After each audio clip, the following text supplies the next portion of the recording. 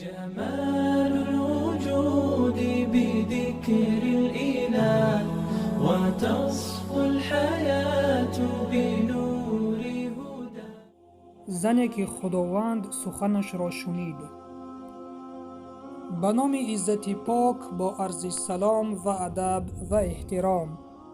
زن در راه در دستش عصا روان بود. قامت او را پیری خم کرده بود. از این رو با مشقت راه می رفت. پیرزن عمر ابن خطاب خداوند از او راضی بود را که در میان قوم بود با اشاره به کنار راه دعوت کرد. عمر خداوند از او راضی بود به پیرزن نزدیک شده دستانش را به زانوهایش گذاشته قامتش را خم نمود تا که سخنان پیرزن را بشنود و این حالت خیلی ادامه یافت زیرا آواز آن پیرزن ناتوان خیلی پست بود و عمر را وادار نمود که در چنین حالت دور و دراز بایستد. بعد چند عمر خداوند از او راضی بود مشکلی پیرزن را حل نموده از نزد او بازگشت. هنگامی که عمر به سوی قوم بازگشت مرد از آنها به عمر خطاب نموده گفت: ای امیر المؤمنین، چرا تو با یک پیرزن اندرمان شده مردان قریش را منتظر کردی؟ عمر خداوند از او راضی بود گفت: وای بر تو، آیا میدانی این زن کی بود؟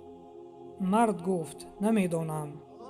عمر خداوند از او راضی بود گفت: این همان زن است که خداوند شکایتش را از فراز 7 آسمان شنید. این زن خوله بنت ثعلبه بود.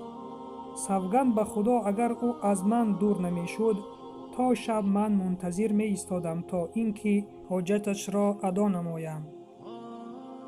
برادر و خواهر عزیزم، چنین بود معامله عمر. خداوند از او راضی بود با قوم خودش، ناوابسته از آنکه پیرزن است یا پیرمرد است یا که جوان است. شکایت و درخواست قوم خود را می شنوید و با قدر امکان به آنها یاری می رسانید.